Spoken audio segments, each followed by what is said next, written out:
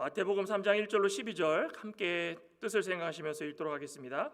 그때에 세례 요한이 이르러 유대 광야에서 전파하여 말하되 회개하라 천국이 가까이 왔느니라 하였으니 그는 선지자 이사야를 통하여 말씀하신 자라. 일러스되 광야에 외치는 자의 소리가 있어 이르되 너희는 주의 길을 준비하라 그가 오실 길을 곧게 하라 하셨느니라.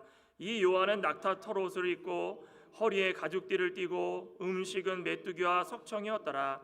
이때에 예루살렘과 온 유대와 요단강 사방에서 다 그에게 나와 자기들의 죄를 자복하고 요단강에서 그에게 세례를 받더니 요한이 많은 바리새인들과 사두개인들이 세례 베푸는 데로 오는 것을 보고 이르되 독사의 자식들아 누가 너희를 가르쳐 임박한 진노를 피하라 하더냐. 그러므로 회개에 합당한 열매를 맺고 속으로 아브라함이 우리 조상이라고 생각하지 말라. 내가 너희에게 이르노니 하나님이 능히 이 돌들로도 아브라함의 자손이 되게 하리라 하시니라. 이미 도끼가 나무 뿌리에 놓였으니 좋은 열매를 맺지 아니하는 나무마다 찍혀 불에 던지리라. 나는 너희로 회개하게 하기 위하여 물로 세례를 베풀거니와 내 뒤에 오시는 이는 나보다 능력이 많으시니 나는 그의 신을 들기도 감당하지 못하겠노라. 그는 성령과 불로 너희에게 세례를 베푸실 것이요 손에 키를 들고 자기의 타작마당을 정하게 하사 알곡은 모아 곡간에 들이고 쭉정이는 꺼지지 않는 불로 태우시리라. 아멘.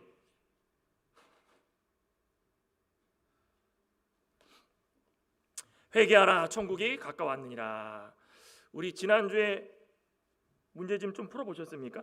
우리 여기 정답이 나왔는데 정답을 좀 확인해 보시고 오늘은 회개하라 천국이 왔다. 요절은 3장 2절 회개하라 천국이 가까웠느니라 하였으니 1번 회개와 하나님의 통치의 도래 1절로 4절 회개에 합당한 열매를 맺으라 5절로 10절 메시아의 세례와 최종 분별 11절에서 12절. 이 대지가 정보 이게 이해가 되신다고 저는 좀 믿는데 요거를 연결지어 가지고 좀 많이 이해를 좀 하셔야 됩니다. 따로따로 보시지 마시고 이 스토리이기 때문에 한 스토리가 쭉 이어질 때에 그 1절에서 4절과 5절에서 10절과 11절에서 12절에서는 어떤 핵심 내용을 말씀을 하고 계시는가 그거 좀 이렇게 대지로 나눈 거니까 참고해 주시기를 부탁드리겠습니다. 저는 이 할 때 뭐 살을 좀 붙여서 하기 때문에 좀 읽어보시고 한번 들으시면 될 것 같습니다. 회개하라 천국이 왔다. 우리 1, 2장에서는 기억이 나실 줄 믿습니다. 우리 예수 그리스도의 계보 탄생에 대해서 좀 소개를 해주셨고 3, 4장에 걸쳐서는 이제 예수 그리스도의 공생애가 시작되는 것을 준비하는 과정입니다.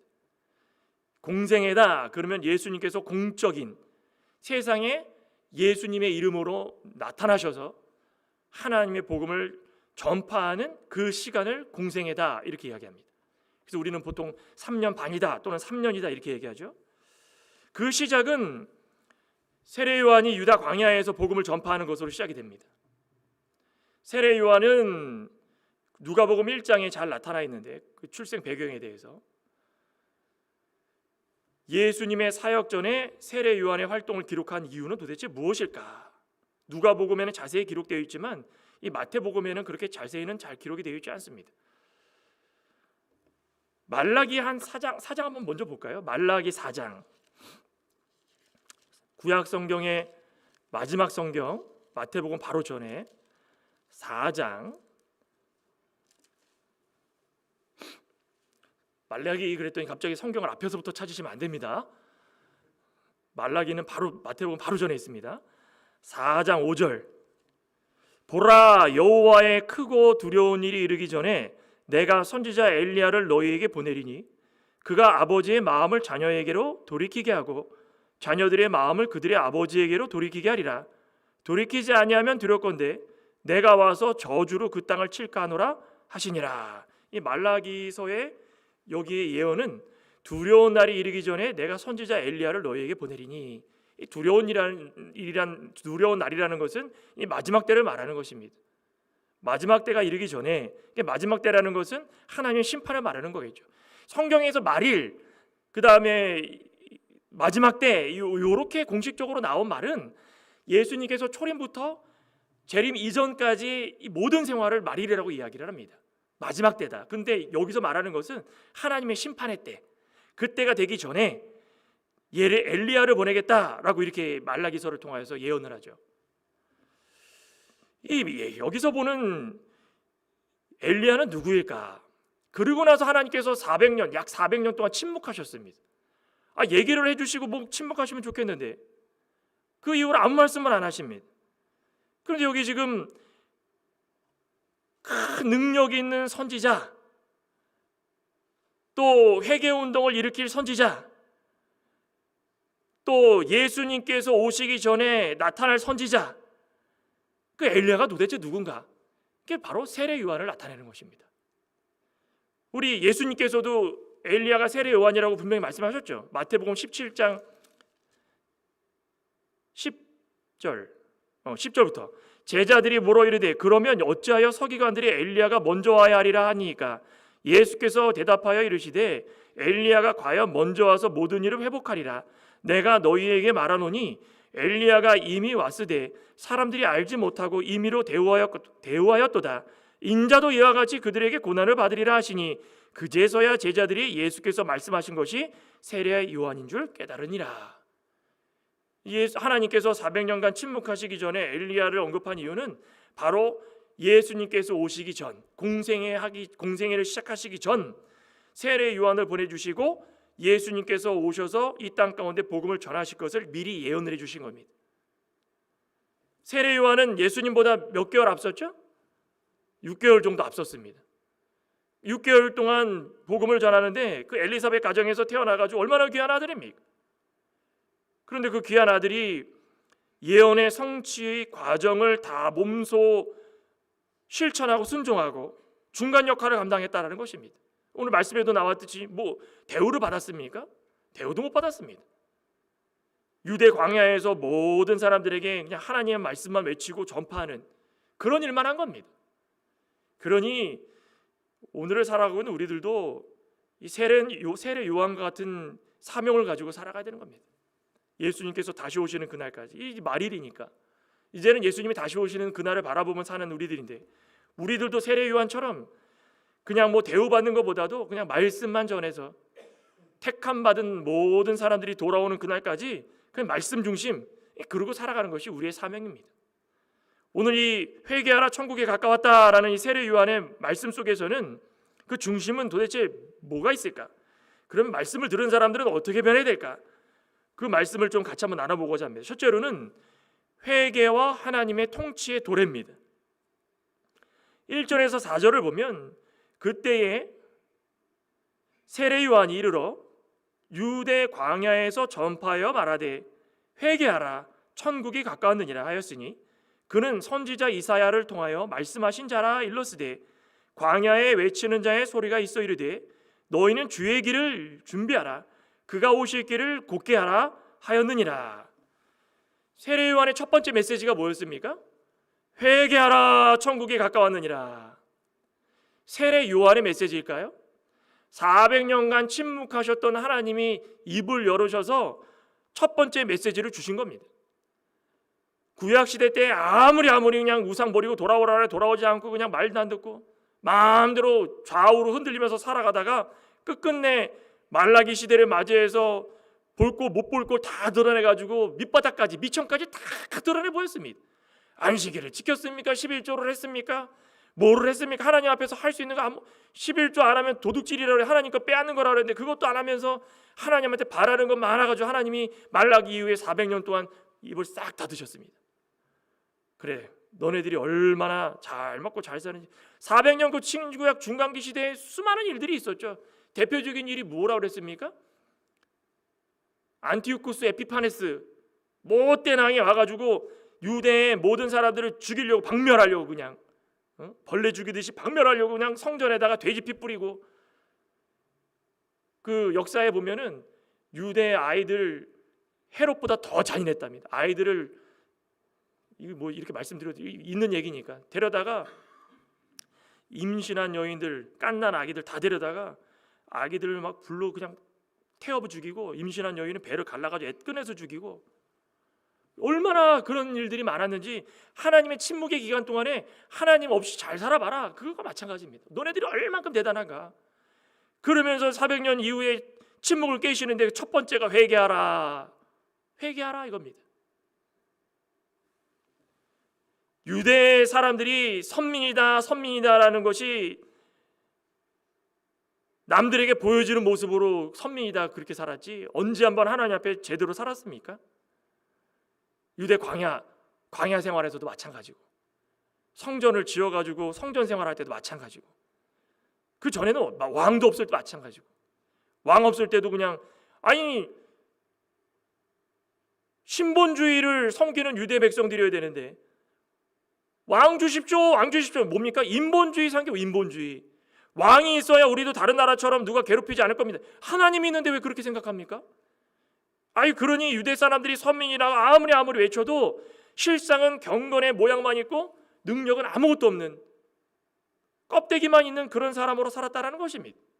아브라함의 자손인 것만 자랑하고 또 모세의 율법 그거 하나 모세가 받아가지고 모세가 만든 겁니까? 하나님이 성령의 감동을 주셔가지고 율법을 만들고 거기서 또 요긴한 계명 또 십계명을 두 돌판에 써가지고 우리에게 주신 건데 그거 생각 안 하고 모세 율법을 그냥 순종한다 생각해서 그걸 자랑으로 여기는 겁니다.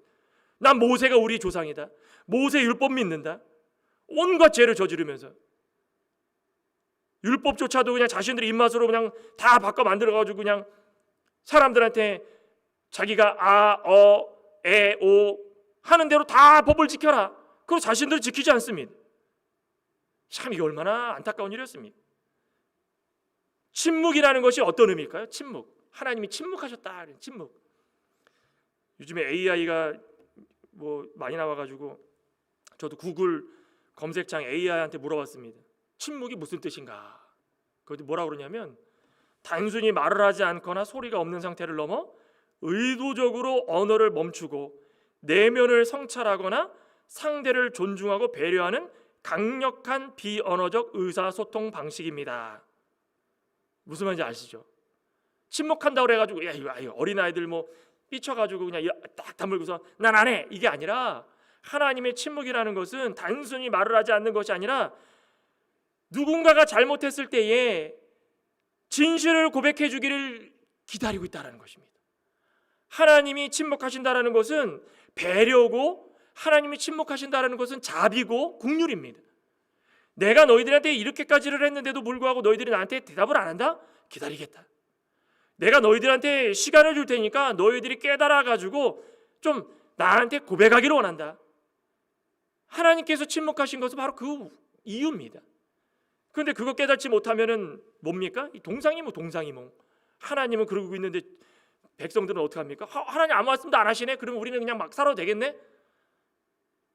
이러니 유대 백성들이 회개 안 하고 그러고 산 겁니다. 회개가 무엇일까요? 회개는 감정적 후회가 아닙니다.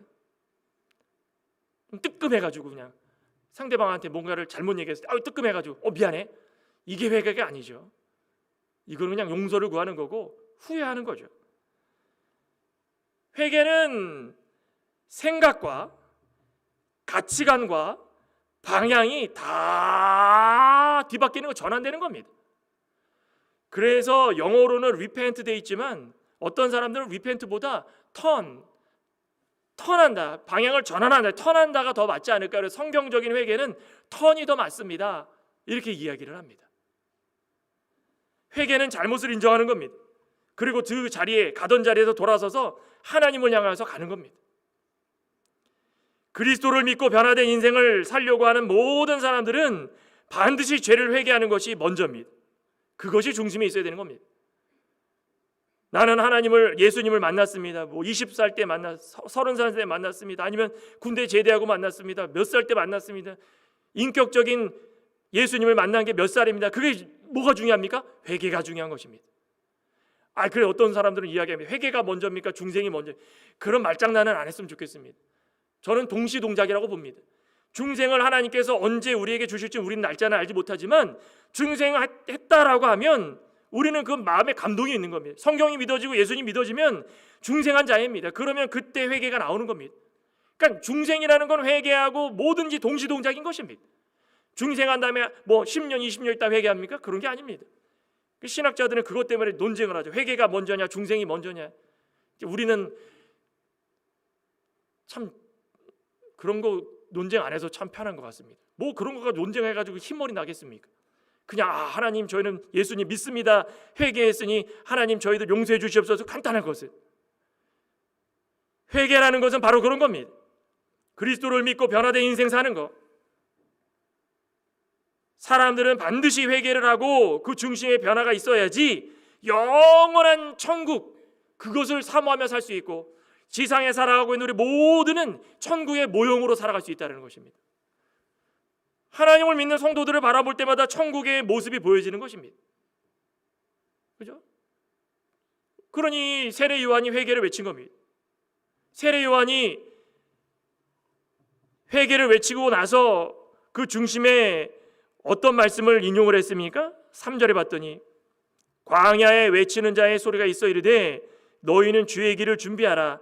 그가 오실 길을 곧게 하라. 회개하라 천국에 가까웠느니라 한 다음에 광야에 외치는 소리가 있어 이르되 너희는 주의 길을 준비하라. 그가 오실 길을 곧게 하라. 어디서 이런 말씀을 하셨습니까? 이사야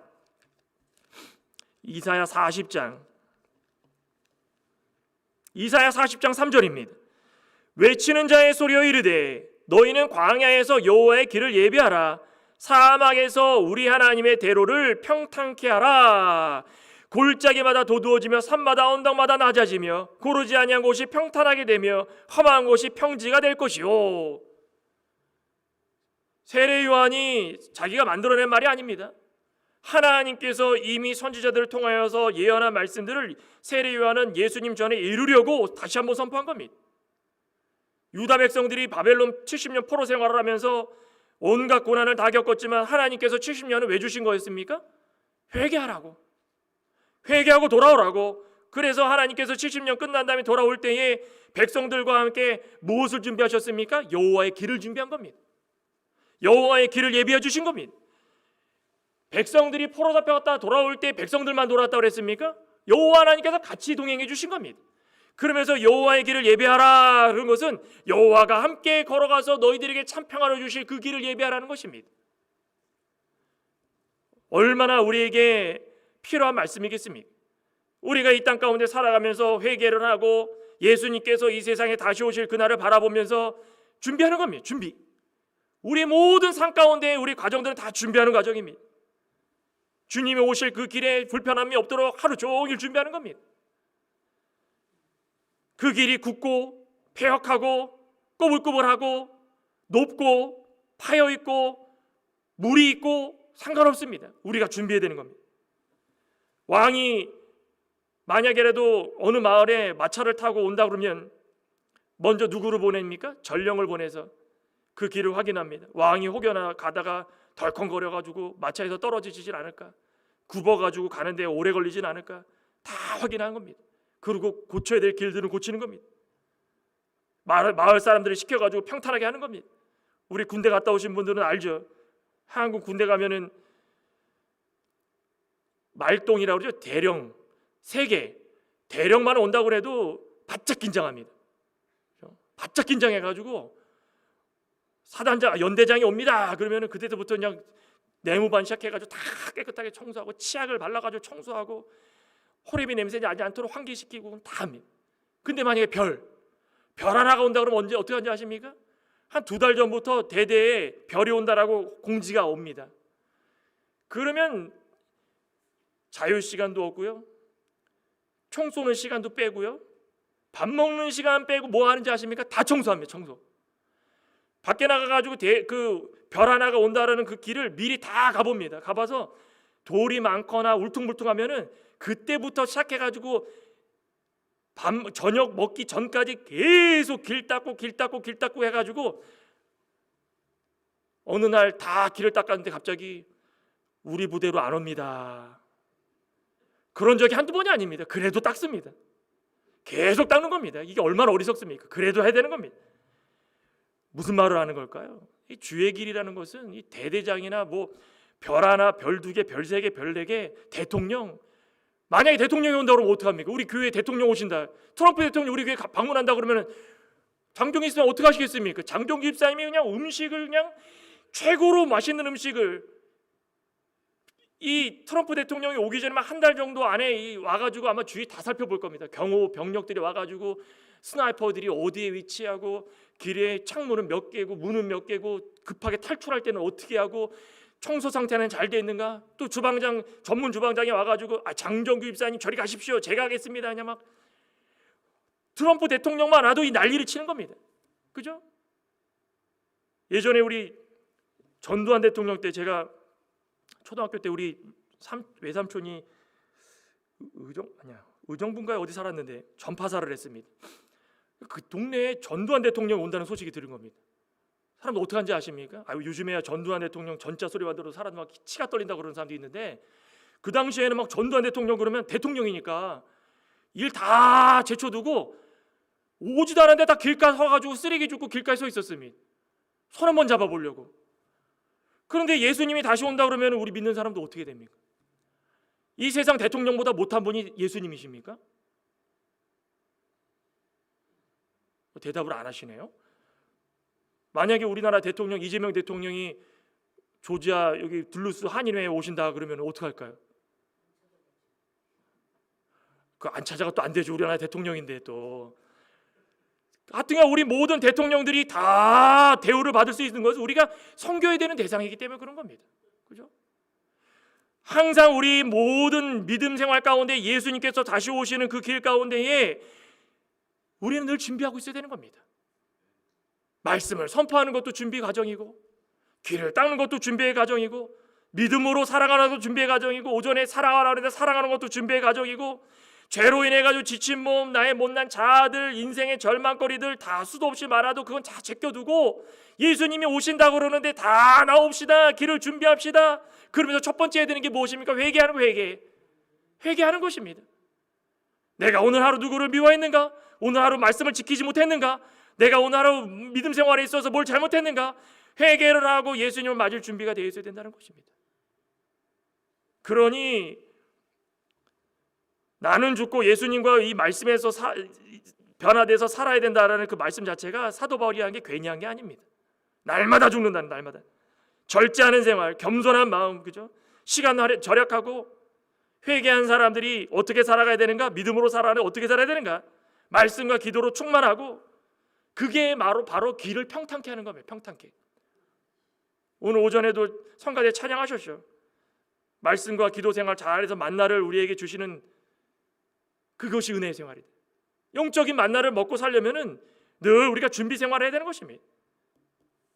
세례 요한이 바로 이것을 전하면서 주인공이 세례 요한도 아니고 나도 아니고 유대인도 아니고 예수님이 주인공이시기 때문에 바로 그걸 말씀하신 겁니다. 그러면 세례 요한이 그걸 하면서 뭐 대우를 받았습니까? 4절에 어떻게 했습니까?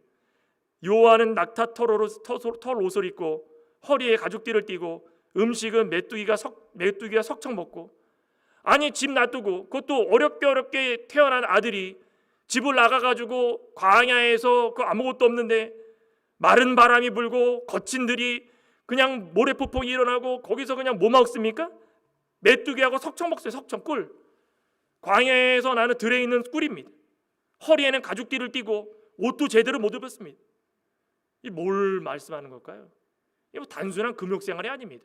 내가 세상과 쾌락주의에 빠져서 사는 것보다 낫겠다, 세상을 떠나야 되겠다, 그런 금욕주의 생활이 아닌 겁니다. 뭡니까? 사명에 집중하자는 겁니다. 사명에 집중. 사명에 집중하고 헌신하려는 마음인 것입니다. 나는 소리에 불과하다. 울려 퍼지면 그것으로 끝인 소리에 불과하다. 실물보다 소리가 먼저 아닙니까? 예수님보다 먼저 나타나가지고 말씀을 전하는 자신은 소리에 불과하다는 것입니다. 그럼 곧 있으면 실체 예수님이 오실 텐데 예수님이 오시면 그것을 누리는 삶을 살아야 된다. 그러니 예수님이 오시기 전에 우리가 늘 사명에 집중하고 헌신하고 그리하여서 예수님 오셨을 때는 마음껏 즐기고 예수님과 함께 복된 생활, 복된 삶을 누리며 살자. 그겁니다. 우리 예수님께서 다시 오시는 그날이 얼마 남지 않았는데 우리도 그런 삶을 좀 살아가기를 소망합니다. 사명 감당할 수 있는 그런 모습으로 살아가면 얼마나 좋겠습니까? 그게 첫째가 회개의 삶입니다. 회개의 삶. 저와 여러분들도 지금까지 제대로 회개 못하시고 늘 마음에 뭔가가 좀 찜찜한 것처럼 그런 마음을 가지고 계시다면 회개가 먼저입니다. 회개. 둘째는 회개에 합당한 열매를 맺으라는 것입니다. 회개만 하면 뭐 해야 됐습니까? 회개만 하면 답니까? 회개 후에 해야 될 일은 열매 맺는 거, 열매 맺는 거. 5절에 이때 예루살렘과 온 유대와 요단강 사방에서 다 그에게 나와 자기들의 죄를 자복하고 요단강에서 그에게 세례를 받더니 요한이 많은 바리새인들과 사두개인들이 세례 베푸는 대로 오는 것을 보고 이르되 독사의 자식들아 누가 너희를 가르쳐 임박한 진노를 피하리라 하더냐. 그러므로 회개에 합당한 열매를 맺고 속으로 아브라함이 우리 조상이라고 생각하지 말라. 내가 너희에게 이르노니 하나님이 능히 이 돌들로도 아브라함의 자손이 되게 하시리라. 이미 도끼가 나무 뿌리에 놓였으니 좋은 열매를 맺지 아니하는 나무마다 찍혀 불에 던져지리라. 사람들이 세례 요한의 말씀을 들은 후에 요단강으로 나와가지고 죄를 회개하고 세례를 받기 시작합니다. 세례는 아까도 말씀드렸듯이 죄에서 돌이키는 증표입니다. 요단에서 세례를 받는다. 그럼 무슨 뜻일까요? 우리 성경에서 홍해 건너는 것도 그렇고 요단강 건너는 것도 그렇고 항상 뭐를 예표했습니까? 세례를 예표했습니다. 요단강 여호수아와 함께 이스라엘 백성들이 요단강을 건너가지고 여리고성을 점령하고 가나안 땅으로 들어가는 것도 요단 건너기 전에는 세상, 요단 건너기 전에는 옛사람, 요단 건너기 전에는 중생하기 전의 모습, 그리고 요단강을 건너면 세례를 받고 하나님께서 중생한 모습으로 살아갈 수 있는 새 사람으로 변화시켜 줄 수 있다. 그걸 나타내고 있다는 것입니다. 그러니 옛사람이라는 것은 중생하기 전에 어떤 사람입니까? 세상으로 살아가는 사람들, 행실과 성격과 태도가 다 죄의 그 본성대로 육신의 본질로 살아가는 사람들, 그죠? 툭 건드리면은 야 소리 나오는 거죠. 뭐만 잘못했을 때 툭 건드리면은 한번 붙어보자 이거 있죠. 다 죄의 본성입니다. 아직 우리는 그걸 끊지 못했기 때문에 계속적으로 그거와 싸워 이겨야 되는 것입니다. 쳐서 복종시키려고 했으니까. 옛사람을 벗는 방법은 무엇이었습니까? 세례를 통해 시작되는 세례를 통해. 고대 근동지방에서 옷이라는 것이 굉장히 중요한 수단입니다. 옷이 단순하게 몸을 가리는 것보다도 그 뜨거운 태양으로부터 몸을 보호하는 아주 중요한 피복입니다. 옷이 없으면 살이 탑니다. 화상 입습니다. 그러니 다 막 둘러야 되는데 사람들이 눈에 띌까요? 안 띌까요? 잘 띕니다. 그래서 어떤 사람이 옷을 바꾸면 한눈에 띄는 겁니다. 옷을 바꿨구나. 저 사람이 잘 사는구나. 저 사람이 못 사는구나. 다 할 수 있다는 겁니다. 갈라디아서 3장 27절 누구든지 그리스도와 합하기 위하여 세례를 받은 자는 그리스도로 옷 입었느니라. 성도도 과거에 죄의 옷을 입고 살았습니다. 육신의 옷을 입고 살았습니다. 그런데 어느 날 갑자기 회개하고 세례를 받았더니 변화가 되어가지고 그리스도의 옷을 입은 겁니다. 눈에 띄어야 될까요? 안 띄어야 될까요? 눈에 띄어야 되는 건 당연한 겁니다. 사람이 봤을 때 저 사람이 저렇게 변했지? 술 먹고 담배 피고 세상에서 한 주먹거리 그냥 사람만 보면 내 한 주먹거리도 안 되는 건 주먹 들고 이렇게 사는 사람도 예수님 믿고 나서는 술이 쓰고 담배가 냄새가 싫어 역겨워지고 예전에 쓰던 주먹도 야들야들해져가지고 이제는 맞고 다니지 않으면 다행인 것처럼 그렇게 약하게 살아가고 예수님을 전파할 때 비난을 받고 침뱉음 당해도 그것으로 사도 바울처럼 아무 말도 못하고 그냥 그렇게 저렇게 살아가고 그리스도의 옷을 입은 사람들은 단박에 변해야 되는 것입니다. 변하셨습니까? 바리새인들과 사두개인들이 뭐라 그랬습니까? 아니 자기네들도 뭔가를 들어서 요단강가에 와가지고 세례를 받으러 온 겁니다. 와가지고 세례요한이 뭐라 그럽니까? 세례를 베푸는 대로 오는 것을 보면서 독사의 자식들아 누가 너희를 가르쳐 임박한 진노를 피하라 하더냐. 독사의 자식들 욕을 해도 이렇게 비난의 욕이 있겠습니까? 그만큼 바리새인과 사두개인들이 자기네들이 뭐라고 했습니까? 아브라함이 우리의 조상이다. 너희들 모르지? 우리는 아브라함의 조상이다. 아브라함이 조상이던 뭐든 너희들 그렇게 행동하면서 아브라함의 자손이다 이야기하지 마라. 얼마나 못되게 굴었으면 독사의 자식들아 이렇게 얘기하겠습니까? 경건의 모양만 있고 포장만 해가지고 덕지덕지 예쁜 건 다 붙여놨는데 실체를 봤더니 회개치 않고 하나님 예수님을 부인하고 그리고 형식적인 의식 절기만 지키고 재물만 주면서 그러고 저러고 살아간다라고 의식주의로 전락해버린 이 바리새인들과 사두개인들을 향하여서 이렇게 말한 겁니다. 회개에 합당한 열매 맺어야 되는 것입니다. 새 사람으로 살아가는 구체적인 그 방법을 찾아서 변화를 원하는 것입니다. 숨겨진 죄를 끊어야 되는 거예요. 우리 속에 있는 담고 있는 죄 다 끊어버려야 되고 원망 대신에 화해를 해야 되고 탐욕 대신에 나눔이 있어야 되고 불의 대신에 의가 있어야 되고 하나님께서 원하시는 것이 무엇인지를 늘 알고 살아가면 독사의 자식들아 라는 이야기를 듣겠습니까? 이 바리새인들과 서기관들이 이렇게 뻔뻔하게 이렇게 세례요한 앞에 나온 겁니다. 아니 그 당시에는 아볼로도 그랬지만 아볼로처럼 세례요한의 세례밖에 몰라서 영적으로 무지했기 때문에 그렇게 행동할 수 있지만 이 바리새인들과 사두개인들은 아예 알려고 하지 않았습니다. 마태복음 23장 23절에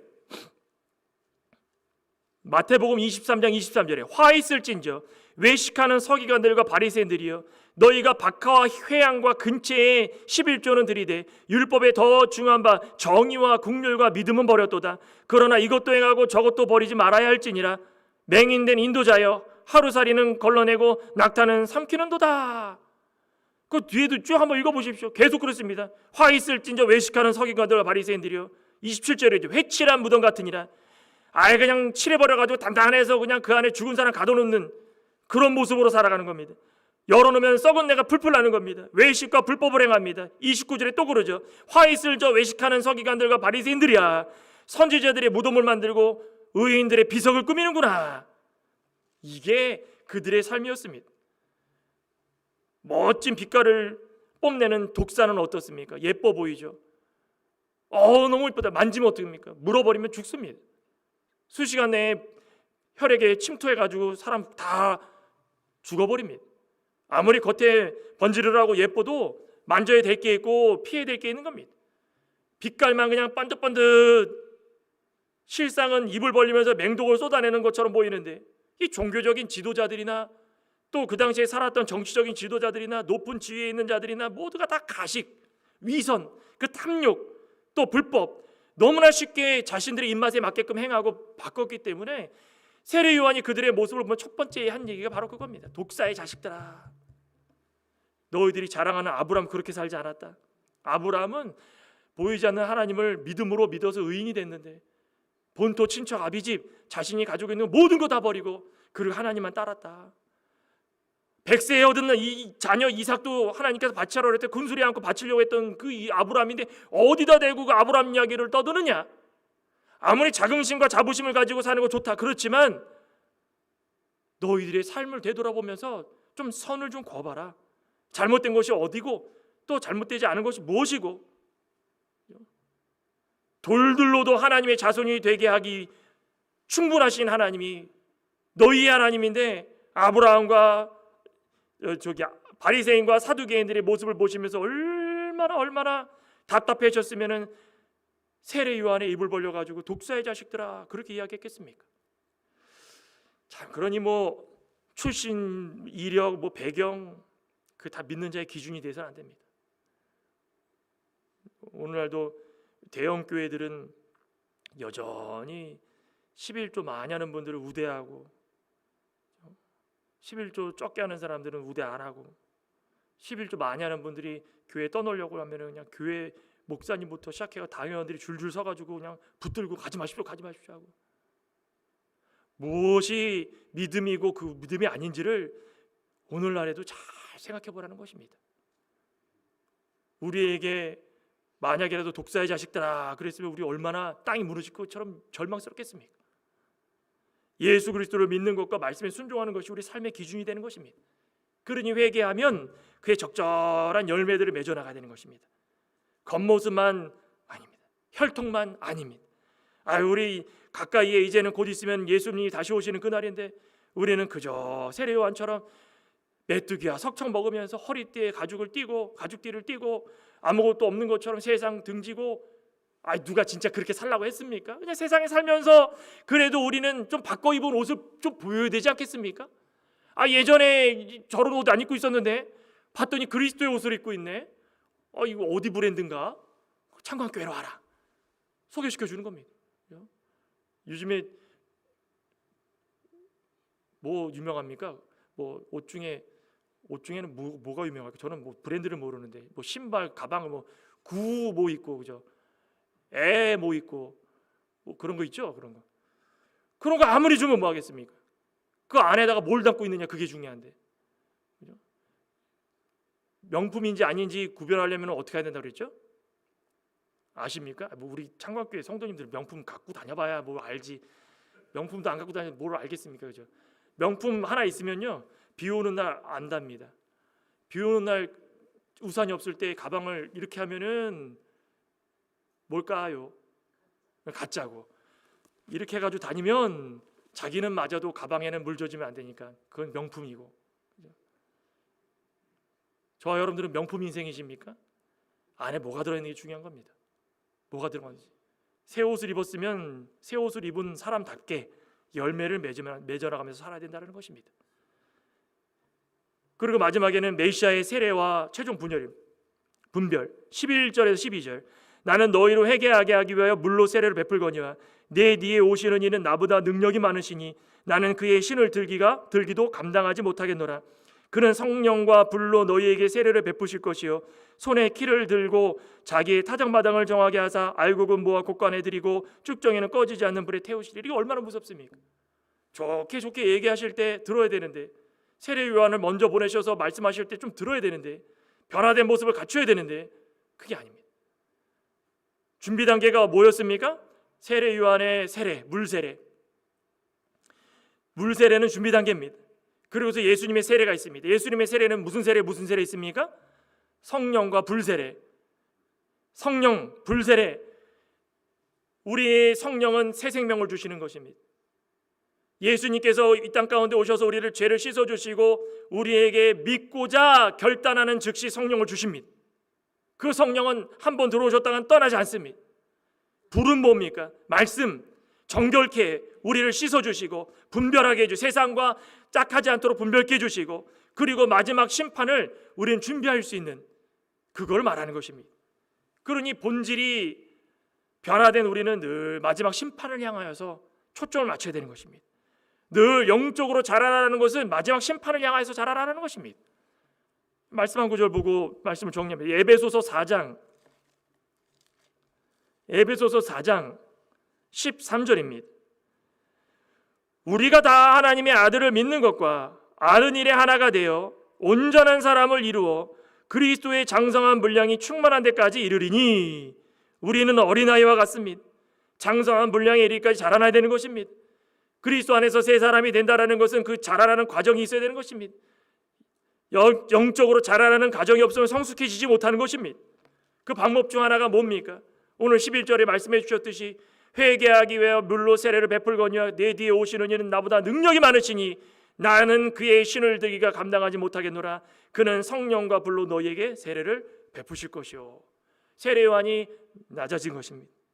새 사람이 되어서 주인을 맞이하려는 우리의 모습은 낮아져야 되고, 그리고 나서 내가 죽고 예수님만 살아서 예수님께서 우리에게 세례를 베푸신 그 성령과 불로 말미암아 우리는 이제는 마지막 때를 준비하는 겁니다. 마지막 때 어떤 일이 벌어진다 그랬습니까? 알곡과 쭉정이를 가르는 날이 오는 것입니다. 교회 안에도 알곡이 있고 그 쭉정이다 있자 그랬죠. 마침내 마지막에 알곡과 쭉정이를 가를 때 채로 쫙 터는데 알곡은 남고 쭉정이는 다 날아가 버리면 날아가 버리는 그 모습을 볼 때 얼마나 절망적. 알곡과 쭉정이가 나눠지면서 지금까지 겉모습에 변화된 그 충실하고 나는 없어지고 예수님만 살았던 그 모든 사람들은 이제는 알이 튼실해가지고 예수님께서 함께 신랑과 혼인잔치를 하면서 새하늘과 새 땅을 맞이하는 그 얼마나 감사한 일입니까? 아무쪼록 우리 하나님 앞에서 우리 자신을 좀 낮추고 회개하고 회개의 열매를 맺으시기를 소망합니다. 우리는 세 사람의 모습으로 어울리는 옷을 입은 자로 살아가시기를 소망합니다. 우리는 세례 요한의 세례가 아니라 예수님의 세례를 받은 자들입니다. 성령과 불로 세례를 받은 자들입니다. 성령과 불로 세례를 받았기 때문에 우리 안에 계신 성령께서 늘 움직여지고 운동하고 계시는 것입니다. 살아서 역사하고 계시는 것입니다. 그러니 우리 가운데 늘 낮아지고 잘못한 걸 회개하고 마지막 심판 그날을 바라보면서 우리의 모습을 어떻게 하면 하나님께 영광 돌릴 수 있을까, 그거 고민하며 살 수 있는 세 사람의 옷, 그리스도의 옷을 입은 믿음의 신실한 종들 되시기를 간절히 소망합니다. 기도하시겠습니다. 하나님 감사합니다. 우리는 어떻게 살아가야 될까요? 우리가 다 세례받았다고 하지만 바리새인들과 사두개인처럼 변화되지 않은 모습으로 살아가고 있지는 않습니까? 독사의 자식들아 라고 외쳤던 세례 요한이 말이 너무하다 싶을 정도로 우리는 민망하지만 그것이 사실인데 어떡하겠습니까? 하나님 말씀을 믿는다고 하지만 오신 예수님을 믿지도 않고 아브라함만 자랑하고 모세 율법만 자랑하고 자기의 믿음직한 것만 자랑하고 실질적으로 변화도 없고 그리스도의 옷을 입지도 않고 그러고 살아가고 있는 그들의 모습이 얼마나 안타까웠겠습니까? 하지만 회개는 우리의 모든 생각과 우리의 정욕과 우리가 가지고 있는 모든 것들을 다 버리고 방향을 전환하여서 하나님께 돌아가는 것이라고 하였사오니 아버지 하나님, 돌아가는 발걸음이 변화된 모습으로 기쁨으로 그리스도의 옷을 입고 충실하게 말씀 순종하면서 사는 그 모습으로 돌아갈 수 있도록 역사하여 주시옵소서. 이 시간에도 우리 모든 창광의 권속들 이제 일주일간 세상에 나가 삽니다. 변화된 모습으로 살게 해 주시옵소서. 예수님의 이름으로 기도드리옵나이다. 아멘.